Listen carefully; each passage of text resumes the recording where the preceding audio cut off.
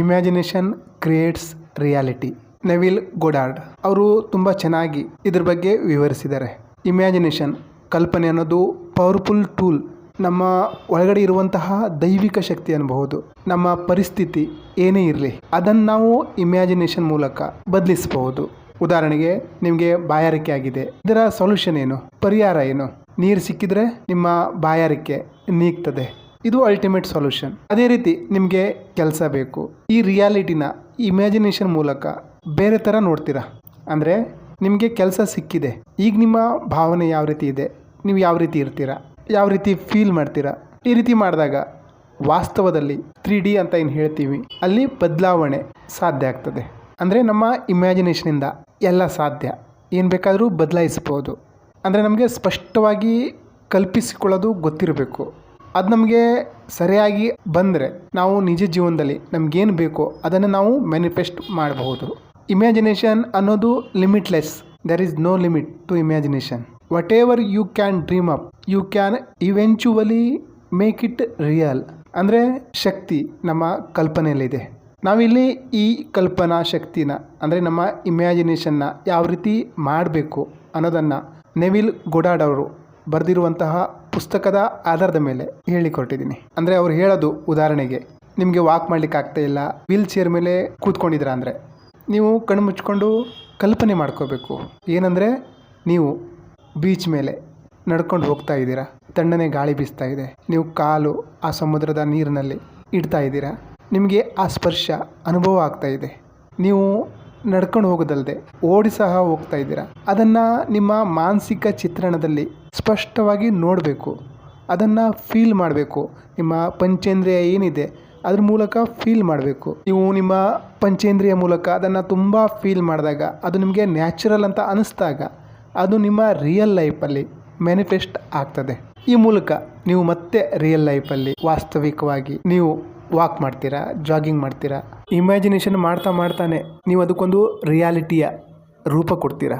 ಇದು ನಿಮ್ಮ ಹೀಲಿಂಗ್ನ ಲೀಡ್ ಮಾಡ್ತದೆ. ಈ ಮೂಲಕ ಮತ್ತೆ ನೀವು ರಿಯಲ್ ಲೈಫಲ್ಲಿ ವಾಸ್ತವಿಕವಾಗಿ ವಾಕ್ ಮಾಡ್ತೀರಾ, ಜಾಗಿಂಗ್ ಮಾಡ್ತೀರಾ.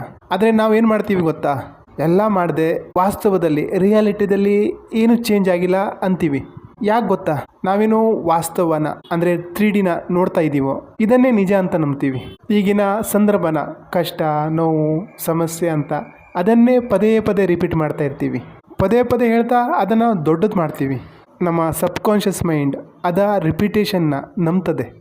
ನಾವೇನು ಪದೇ ಪದೇ ಹೇಳ್ತಾ ಇರ್ತೀವೋ ಅದನ್ನೇ ಅದು ಮ್ಯಾನಿಫೆಸ್ಟ್ ಮಾಡ್ತದೆ. ವಾಸ್ತವ ಯಾಕೆ ಚೇಂಜ್ ಆಗಲ್ಲ, ಮುಂದಿನ ಪರಿಸ್ಥಿತಿನೂ ಈ ರೀತಿಯೇ ಇರ್ತದೆ. ಯಾಕಂದರೆ ನೀವು ಇದನ್ನೇ ಮತ್ತೆ ಹೇಳ್ತಾ ಹೇಳ್ತಾ ಅದನ್ನೇ ಮ್ಯಾನಿಫೆಸ್ಟ್ ಮಾಡ್ತಾ ಇದ್ದೀರಾ. ನಿಮ್ಗೇನು ಬೇಕೋ ಅದನ್ನು ನೀವು ಹೇಳ್ತಾ ಇಲ್ಲ, ಏನು ಈಗಿದೆಯೋ ಅದನ್ನು ಹೇಳ್ತಾ ಇದ್ದೀರಾ. ಸುಮ್ಮನೆ ಒಂದು ಸಲ ನಿಮ್ಮನ್ನು ನೀವೇ ನಿಮ್ಮ ವಿಚಾರನ, ನಿಮ್ಮ ಯೋಚನೆನ ಬರೆದು ನೋಡಿ. ಏನು ಯೋಚನೆ ಮಾಡ್ತಾ ಇದ್ದೀರಾ? ಸಾಲಗಾರ ಬರ್ತಾರೆ, ಸಂಘದವ್ರು ಬರ್ತಾರೆ, ಹುಷಾರಿಲ್ಲ, ಡಿಪ್ರೆಷನ್ನು, ಆಂಗ್ಸೈಟಿ, ಕಷ್ಟ, ನೋವು, ಇದನ್ನೇ ಪದೇ ಪದೇ ಹೇಳ್ತಾ ಇದ್ದೀರಾ. ಯಾರಾದರೂ ನಿಮಗೆ ಹುಷಾರಿಲ್ವಾ, ಚೆನ್ನಾಗಿಲ್ವಾ ಅಂತ ಕೇಳಿದ್ರೆ ನೀವು ಏನು ಹೇಳ್ತೀರಾ? ಹುಷಾರಿಲ್ಲ, ಬೆನ್ನು, ಕೈ ನೋವು, ಕಾಲು ನೋವು, ಇದನ್ನೇ ಹೇಳ್ತೀರಾ. ಒಂದು 10 ನಿಮಿಷ ಆದಮೇಲೆ ಮತ್ತಾರು ಬಂದು ಕೇಳಿದ್ರೆ ಮತ್ತೆ ಅದನ್ನೇ ಹೇಳ್ತೀರಾ. ಮತ್ತಾರು ಬಂದು ಕೇಳಿದ್ರೆ ಅದನ್ನೇ ಹೇಳ್ತೀರಾ. ಯಾರಾದರೂ ಫೋನ್ ಮಾಡಿ ಮಾತಾಡಿದ್ರೆ ಇದನ್ನೇ ಹೇಳ್ತೀರಾ. ಮತ್ತೇನು ಮ್ಯಾನಿಫೆಸ್ಟ್ ಆಗುತ್ತೆ? ನೀವು ಅಫರ್ಮೇಷನ್ ಮಾಡಿದೆ, ವಿಜುವಲೈಸೇಷನ್ ಮಾಡಿದೆ ಅಂತ ಒಂದು 10 ನಿಮಿಷ, ಅರ್ಧ ಗಂಟೆ ಮಾಡಿ, ಬಾಕಿ 23.5 ತಾಸು ಇದನ್ನೇ ಹೇಳ್ಕೊಂಡು, ಇದನ್ನೇ ವಿಚಾರ ಮಾಡಿಕೊಂಡು, ಇದನ್ನೇ ಫೀಲ್ ಮಾಡ್ಕೊಂಡಿದ್ರೆ ಯಾವುದು ಮ್ಯಾನಿಫೆಸ್ಟ್ ಆಗುತ್ತೆ? ಯೋಚನೆ ಮಾಡಬೇಕಾದಂತಹ ವಿಚಾರ ಅಲ್ವಾ? ಬೇಕಾದರೆ ನೋಡಿ, ಯಾರಿಗಾದರೂ ಹುಷಾರಿಲ್ಲ ಅಂದ್ಕೊಳ್ಳೋಣ, ಅವರ ಪ್ರೀತಿ ಪಾತ್ರರು, ಆಪ್ತರು, ರಿಲೇಷನ್ ಬಂದು ಕೇಳ್ತಾರೆ, ಹುಷಾರಿಲ್ವಾ, ಏನಾಗಿದೆ ಅಂತ. ಅವ್ರೇನು ಹೇಳ್ತಾರೆ? ಇಲ್ಲ ನನಗೆ ಟೈಫಾಯ್ಡು, ಇಲ್ಲ ನನಗೆ ಮಲೇರಿಯಾ, ಈ ರೀತಿ ಹೇಳ್ತಾರೆ. ಎಷ್ಟು ಜನ ಬರ್ತಾರೋ ಅದೆಲ್ಲರಿಗೂ ಅವರು ಇದನ್ನೇ ಹೇಳಬೇಕು, ನನಗೆ ಟೈಫಾಯ್ಡು, ನನಗೆ ಮಲೇರಿಯಾ. ನೀವು ಎಷ್ಟು ಸಲ ರಿಪೀಟ್ ಮಾಡ್ತಾ ಇರ್ತೀರೋ ಅದು ಸಬ್ಕಾನ್ಷಿಯಸ್ ಮೈಂಡ್ ರಿಸೀವ್ ಮಾಡುತ್ತೆ. ಏನು ರಿಸೀವ್ ಮಾಡುತ್ತೆ? Typhoid, malaria. ಹಾಗಾಗಿ ನೀವು ಬೆಡ್ ಮೇಲೆ ಬಿದ್ದಿರ್ತೀರ, ಬೆಡ್ಡಿಂದ ಏಳಲಿಕ್ಕೂ ಆಗಲ್ಲ. ಯಾಕೆ ಹೇಳಿ? ನಿಮ್ಮ ಸಬ್ಕಾನ್ಷಿಯಸ್ ಮೈಂಡಲ್ಲಿ ನನಗೆ ಹುಷಾರಿಲ್ಲ, ಮಲೇರಿಯಾ, ಹಾಗಾಗಿ ನನಗೆ ಎದ್ದೇಳಲಿಕ್ಕಾಗಲ್ಲ ಅಂತ ನೀವು ಫೀಡ್ ಮಾಡಿದ್ದೀರಾ. ಹಾಗಾಗಿ ನಿಮ್ಮ ದೇಹ ಸಹ ಸಪೋರ್ಟ್ ಮಾಡಲ್ಲ. ಅದಕ್ಕೆ ಎದ್ದೇಳಲಿಕ್ಕೂ ಶಕ್ತಿ ಬೇಕಾಗ್ತದೆ. ಯಾಕಂದರೆ ನಿಮ್ಮ ಮೈಂಡ್ ಅದನ್ನು ನಂಬಿದೆ, ನನಗೆ ಹುಷಾರಿಲ್ಲ ಅಂದರೆ ನನಗೆ ಎದ್ದೇಳಲಿಕ್ಕಾಗಲ್ಲ ಅಂತ. ಅದೇ ಡಾಕ್ಟ್ರ್ ಬರ್ತಾರೆ, 3 ದಿವಸ ಈ ಮಾತ್ರೆ ತಗೊಳ್ಳಿ ಹುಷಾರಾಗ್ತೀರಾ ಅಂತಾರೆ. ನೀವು ಕೇಳ್ತೀರಾ ಮತ್ತೆ ಬರಬೇಕಾ? ಏನು ಬರೋದು ಬೇಡ, ಇದು ತಗೊಂಡ್ಮೇಲೆ ನಿಮಗೆ ಕಡಿಮೆ ಆಗ್ಲಿಕ್ಕೆ ಸ್ಟಾರ್ಟ್ ಆಗುತ್ತೆ. ಈ ರೀತಿ ಹೇಳ್ತಾರೆ. ನೀವು ಹುಷಾರು ಆಗ್ತೀರಾ. ಇಲ್ಲಿ ಹೀಲಿಂಗು ಡಾಕ್ಟರ್ ಮಾಡಿದ್ರಾ ಅಥವಾ ನಿಮ್ಮನ್ನು ನೀವೇ ಮಾಡ್ಕೊಂಡ್ರಾ? ಡಾಕ್ಟರ್ ಏನು ಬಂದು ನಿಮಗೆ ತಂತ್ರ ಮಂತ್ರ ಏನೂ ಮಾಡಿಲ್ಲ. ಅಂದರೆ ನಿಮ್ಮ ಮೈಂಡೇ ನಿಮ್ಮ ಬಾಡಿಗೆ ಇನ್ಸ್ಟ್ರಕ್ಷನ್ ಕೊಟ್ಟಿದೆ ಹುಷಾರಾಗಬೇಕು ಅಂತ. ಯಾರೋ ಥರ್ಡ್ ಪಾರ್ಟಿ ಬಂದು ನಿಮಗೆ ಹೀಲ್ ಮಾಡಿಲ್ಲ. ಒಂದು ಪ್ಲೆಸಿಬೋ ಇಫೆಕ್ಟ್ ಅಂತಿದೆ, ಅದರಲ್ಲಿ ಪ್ರಯೋಗನೂ ಮಾಡಿದ್ದಾರೆ. ಅಂದರೆ ಹುಷಾರಿಲ್ಲದವರಿಗೆ ಈ ಸಕ್ಕರೆಯ ಒಂದು ಮಾತ್ರೆ ಥರ ಮಾಡಿಬಿಟ್ಟು ಅದನ್ನು ಮಾತ್ರೆ ಅಂತ ಕೊಟ್ಟು ಇದರಿಂದ ಹುಷಾರಾಗ್ತದೆ ಅಂತ ಹೇಳಿದಾಗ, ಆಟೋ ಸಜೆಷನ್ ಕೊಟ್ಟಾಗ ಅವ್ರಿಗೆ ನಿಜವಾಗ್ಲೂ ಹುಷಾರಾಗಿತ್ತಂತೆ. ಅಂದರೆ ನಮ್ಮ ಮೈಂಡಿಗೆ ನಾವು ಏನು ನಂಬಿಸ್ತೀವೋ ಅದ್ರ ಮೂಲಕನೇ ನಮ್ಮ ದೇಹ ರಿಯಾಕ್ಟ್ ಮಾಡ್ತದೆ, ಫಂಕ್ಷನ್ ಮಾಡ್ತದೆ. ಎಲ್ಲ ನಮ್ಮ ಒಳಗಡೆ ಆಟೋ ಮಾಡಲ್ ನಡೀತಾ ಇದೆ. ಬೇಕಾದರೆ ಗಮನಿಸಿ ನೋಡಿ, ನಿಮ್ಮ ಮನಸ್ಸು ಸರಿ ಇಲ್ಲ. ನಿಮಗೀಗ ನೀರು ಕುಡಿಬೇಕು, ಗ್ಲಾಸಲ್ಲಿ ಕಣ್ಮುಂದೆ ಇದೆ, ಜಗ್ಗಲ್ಲಿ ಹಾಕಿ ನೀರು ಕುಡಿಬೇಕು.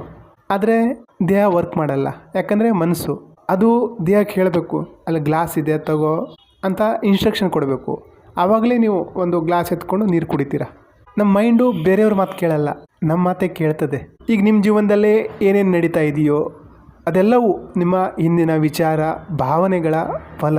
ಈಗ ನೀವು ಸರಿಯಾಗಿ ಇಮ್ಯಾಜಿನೇಷನ್ ಮಾಡಿಕೊಂಡು ಹೊಸ ವಿಚಾರಗಳನ್ನು ಪ್ಲ್ಯಾಂಟ್ ಮಾಡಿಕೊಂಡು ನಿಮ್ಮ ಜೀವನನ ಬದಲಾಯಿಸ್ಕೊಳ್ಬಹುದು. ಹೇಗೆ ನಾವು ಈ ಇಮ್ಯಾಜಿನೇಷನ್ನ ಉಪಯೋಗಿಸ್ಕೊಂಡು ನಮ್ಮ ರಿಯಾಲಿಟಿನ ಚೇಂಜ್ ಮಾಡೋದು, ಇಮ್ಯಾಜಿನೇಷನ್ ಹೇಗೆ ಮಾಡೋದು ಅನ್ನೋದಕ್ಕೆ ಮೊದಲನೇ ಸ್ಟೆಪ್ಪು ನೀವು ರಿಲ್ಯಾಕ್ಸ್ ಆಗಿ ಕೂತ್ಕೋಬೇಕು, ಶಾಂತ ರೀತಿಯಲ್ಲಿ ಇರಬೇಕು. ಮತ್ತು ನೀವು ನಿಮ್ಮ 3Dಯಲ್ಲಿ ಈ ಬದುಕಿನಲ್ಲಿ ಈಗ ವಾಸ್ತವಿಕ ಪರಿಸ್ಥಿತಿ ಏನಿದೆ ಅಲ್ಲಿ ಏನು ಚೇಂಜ್ ಮಾಡಬೇಕಂತ ಬಯಸ್ತಾ ಇದ್ದೀರಾ ಅದನ್ನು ಕ್ಲಿಯರಾಗಿ ಡಿಸೈಡ್ ಮಾಡ್ಕೋಬೇಕು. ನಿಮಗೆ ನಿಜವಾಗಿ ಏನು ಬೇಕು ಅನ್ನೋದನ್ನು ಸ್ಪಷ್ಟವಾಗಿ ನಿರ್ಧಾರ ಮಾಡಿ. ಈಗ ನೀವೇನು ಬರ್ಕೊಂಡಿದ್ದೀರೋ ಅದನ್ನೇ ಕಲ್ಪನೆಯ ಮುಖಾಂತರ ವಿಜುವಲೈಸ್ ಮಾಡಬೇಕು. ಅಂದರೆ ಫೈನಲ್ ಔಟ್ಕಮ್ ಬಗ್ಗೆನೇ ವಿಜುವಲೈಸ್ ಮಾಡಬೇಕು. ನಿಮಗೆ ಕೆಲಸ ಬೇಕು ಅಂತಿದೆ ಅಂದರೆ ನಿಮಗೆ ಕೆಲಸ ಸಿಕ್ಕಿದ ಮೇಲೆ ನಿಮ್ಮ ವರ್ತನೆ, ಹಾವಭಾವ ಯಾವ ರೀತಿ ಇರ್ತದೆ, ನಿಮ್ಮ ಫೀಲಿಂಗ್ ಯಾವ ರೀತಿ ಇರ್ತದೆ ಅದನ್ನು ವಿಜುವಲೈಸ್ ಮಾಡಬೇಕು. ನಿಮ್ಮ ಹತ್ರ ಹಣ ಇಲ್ಲ ಅಂದ್ಕೊಳ್ಳೋಣ, ಈಗ ನೀವೆಷ್ಟು ಬಯಸ್ತಿರೋ ಅಷ್ಟು ಹಣ ಬಂದರೆ ನಿಮ್ಮ ಭಾವನೆ ಯಾವ ರೀತಿ ಇರ್ತದೆ, ನಿಮ್ಮ ಖುಷಿ ಯಾವ ರೀತಿ ಇರ್ತದೆ ಅದನ್ನು ಫೀಲ್ ಮಾಡಬೇಕು. ಆ ಹಣದ ಪವರ್ನ ಯಾವ ರೀತಿ ಎಂಜಾಯ್ ಮಾಡ್ತಿದ್ದೀರಾ ಅದನ್ನು ಪೂರ್ತಿ ಪಂಚೇಂದ್ರಿಯ ಮೂಲಕ ನೀವು ಅದನ್ನು ಫೀಲ್ ಮಾಡಬೇಕು, ಅನುಭವಿಸ್ಬೇಕು. ನಿಮಗೆ ಪ್ರಮೋಷನ್ ಬೇಕು ಅಂತಿದೆ, ಆ ಪ್ರಮೋಷನ್ ನಿಮ್ಗೆ ಸಿಕ್ಕಿದೆ, ನಿಮ್ಮ ಸಂಬಳನೂ ಜಾಸ್ತಿ ಆಗಿದೆ, ಹೊಸ ಆಫೀಸ್ ಸಿಕ್ಕಿದೆ, ಅದು ಯಾವ ರೀತಿ ಫೀಲ್ ಮಾಡಬೇಕು ಅದನ್ನು ಪೂರ್ತಿ ಮಾನಸಿಕ ಚಿತ್ರಣನ ನೋಡಬೇಕು, ಫೀಲ್ ಮಾಡಬೇಕು. ನಿಮಗೆ ಪ್ರಮೋಷನ್ ಆದರೆ ನಿಮ್ಮ ಆ ಒಂದು ಸಕ್ಸಸ್ನಲ್ಲಿ ಯಾರ್ಯಾರು ಇರ್ತಾರೆ, ಯಾರ್ಯಾರು ಅಪ್ರಿಷಿಯೇಟ್ ಮಾಡ್ತಾರೆ, ಯಾರು ನಿಮ್ಮನ್ನು ತುಂಬ ಹೊಗಳ್ತಾರೆ, ಕಂಗ್ರಾಟ್ಸ್ ಮಾಡ್ತಾರೆ, ಅದೆಲ್ಲವನ್ನು ಫೀಲ್ ಮಾಡಬೇಕು. ನಿಮ್ಗೆ ಯಾರು ಶೇಕ್ ಹ್ಯಾಂಡ್ ಕೊಡ್ತಾ ಇದ್ದಾರೆ ಆ ಶೇಕ್ ಹ್ಯಾಂಡ್ನ ನೀವು ಫೀಲ್ ಮಾಡಬೇಕು. ಅದು ನಿಮಗೆ ನ್ಯಾಚುರಲ್ ಅನಿಸ್ಬೇಕು. ಆವಾಗಲೇ ನಿಮ್ಮ 3D ಲೈಫಲ್ಲಿ ಅದು ಮ್ಯಾನಿಫೆಸ್ಟ್ ಆಗೋದು. ಎಂಡ್ ರಿಸಲ್ಟಲ್ಲೇ ನೀವು ಅದರಲ್ಲಿ ಮುಳುಗೋಗ್ಬಿಡಬೇಕು. Injecting the emotion into the scene, ಅಂದರೆ ಅದರಲ್ಲಿ ನಿಮ್ಮ ಇಮೋಷನ್ನ ಹಾಕಬೇಕು. ನಿಮ್ಮ ಇಷ್ಟು ದಿನದ ಕನಸು ಆಸೆ ಈಡೇರಿದೆ, ನಿಮ್ಮ ಕಣ್ಣನ್ನು ನೀವೇ ನಂಬಲಿಕ್ಕಾಗ್ತಾಯಿಲ್ಲ, ಅಷ್ಟು ಖುಷಿ ಅಷ್ಟು ಭಾವೋದ್ವೇಗನ ನೀವು ಅನುಭವಿಸ್ಬೇಕು. ಈ ರೀತಿ ನೀವು ಅನುಭವ ಮಾಡಲಿಕ್ಕೆ, ಈ ರೀತಿ ನೀವು ಇಮ್ಯಾಜಿನೇಷನ್ ಮಾಡಲಿಕ್ಕೆ ಬಂದರೆ ಅದು ರಿಯಲ್ ಲೈಫಲ್ಲಿ ಮ್ಯಾನಿಫೆಸ್ಟ್ ಆಗಲೇಬೇಕು. ಇದೇ ಇಮ್ಯಾಜಿನೇಷನ್ನ ಸೀಕ್ರೆಟು. ಅದು ಬಿಟ್ಟು ಯಾವಾಗ ಆಗ್ತದೆ, ಎಷ್ಟು ದಿನ ಬೇಕು, ಆಗ್ತದೋ ಇಲ್ವೋ, ಇವೆಲ್ಲ ಏನು ಯೋಚನೆ ಮಾಡೋಕ್ಕಿಲ್ಲ. ನೀವು ಇದರಿಂದ ದೂರ ಇರಬೇಕು. ನಾನೇನು ಇಮ್ಯಾಜಿನೇಷನ್ ಮಾಡಿದ್ದೀನಿ ಅದು ರಿಯಲ್ ಲೈಫಲ್ಲಿ ಬರ್ತದೆ, ನನ್ನ 3Dಲಿ ಬರ್ತದೆ, ಅಷ್ಟನ್ನೇ ನೀವು ನಂಬಬೇಕಾಗಿರೋದು. ಯಾವಾಗ ಆಗ್ತದೆ, ಹೇಗಾಗ್ತದೆ ಅದೆಲ್ಲ ನಿಮ್ಗೆ ಬೇಕಾಗಿಲ್ಲ, ಆ ಉಸಾಬರಿ ನಿಮ್ಗೆ ಬೇಕಾಗಿಲ್ಲ. ನೀವು ಆ ಒಂದು ಫೀಲಿಂಗಲ್ಲೇ ಇರಬೇಕು. ನಿಮ್ಮ ಕೆಲಸ ಆಗಿದೆ, ಬೀಜ ಹಾಕಿದ್ರೆ ತಾನೆ ಅದು ಫಲ ಕೊಡ್ತದೆ. ಅದಕ್ಕೆ ಸ್ವಲ್ಪ ಭೌತಿಕ ಜಗತ್ತಿನಲ್ಲಿ 3Dಲಿ ಮ್ಯಾನಿಫೆಸ್ಟ್ ಆಗಲಿಕ್ಕೆ ಟೈಮ್ ಬೇಕು. ಒಂದು ನಾವು ಬೀಜ ಹಾಕಿದ್ರೂ ಅದು ಫಲ ಕೊಡಲಿಕ್ಕೆ ಅದಕ್ಕಾದಂತಹ ಒಂದು ಇಂತಿಷ್ಟು ಟೈಮ್ ಅಂತಿರುತ್ತೆ, ಅದು ಬೇಕೇ ಬೇಕಾಗ್ತದಲ್ವ. ನಾವು ಬಂದಿಲ್ಲ ಆಗಿಲ್ಲ ಅಂತ ಹೇಳ್ತಾ ಇದ್ದರೆ ನಮ್ಮ ಫೋಕಸ್ ಎಲ್ಲಿ ಕೊಟ್ಟಂಗಾಗುತ್ತೆ. ಇದಿಷ್ಟು ಮಾಡಿದ್ರೆ ನಾವು ಪದೇ ಪದೇ ನಾವು 3Dಲಿ ಹೋಗ್ಬಿಟ್ಟು ಎಕ್ಸ್ಟ್ರಾ ಎಫರ್ಟ್ ಹಾಕಿ ಏನು ಮಾಡ್ಲಿಕ್ಕೆ ಹೋಗಬಾರ್ದು. ಯಾಕಂದರೆ ಇದೇನು 3D ಇದೆ ಅಲ್ವಾ, ಅದು ಡೆಡ್ ರಿಯಾಲಿಟಿ. ಇದು ಹಿಂದಿನ ಯಾವುದೋ ವಿಚಾರದ ಭಾವನೆಯ ಫಲ ಈಗ ಬಂದಿರೋದು. ಈಗಿಲ್ಲಿ ಚೇಂಜ್ ಮಾಡಲಿಕ್ಕಾಗಲ್ಲ. ನಾವು ಮಾವಿನ ಹಣ್ಣಿನ ಬೀಜ ಹಾಕಿ ಮಾವಿನ ಹಣ್ಣನ್ನ ಮ್ಯಾನಿಫೆಸ್ಟ್ ಮಾಡಿದ್ದೀವಿ. ಈಗ ನಮ್ಗೆ ಸೇಬ್ ಬೇಕು ಅಂದರೆ ಆಗಲ್ಲ, ಸೇಬಿನ ಬೀಜನೇ ಹಾಕಬೇಕು, ಆವಾಗಲೇ ಅದು ಸೇಬ್ ಕೊಡ್ತದೆ. ಈಗ ಹಾಕಿದ್ದೀವಿ ಅಂತಾನೆ ಬರ್ತದೆ. ತಾಳ್ಮೆ ಇರಬೇಕು, ಪೇಷನ್ಸ್ ಇರಬೇಕು, ಒಂದು ಆತ್ಮವಿಶ್ವಾಸ ಇರಬೇಕು. ನಮಗೇನು ಬೇಕು ಅದು ಡಿವೈನ್ ಪವರಿಗೆ ಗೊತ್ತಿದೆ. ಆ ಫಲ ಬರಲಿಕ್ಕೆ ಏನೇನು ಬೇಕೋ, ಏನೇನು ಪರಿಸ್ಥಿತಿಗಳು ಒದಗಬೇಕು ಅದೆಲ್ಲ ರೆಡಿ ಆಗುತ್ತೆ. ನಾವು ಜಸ್ಟ್ ಇಮ್ಯಾಜಿನೇಷನ್ ಮಾಡಿ, ಫೀಲ್ ಮಾಡಿ, ಆ ಫೀಲಿಂಗ್ ಜೊತೆ ನಾವಿರಬೇಕು ಅಷ್ಟೇ. ಬಾಕಿ ಎಲ್ಲ ಅನಾವಶ್ಯಕ. ನೀವು ಮಾಡಿರೋಂತಹ ಇಮ್ಯಾಜಿನೇಷನ್ನ ನಂಬಿ, ಅದು ರಿಯಲ್ ಲೈಫಲ್ಲಿ ಬರ್ತದೆ.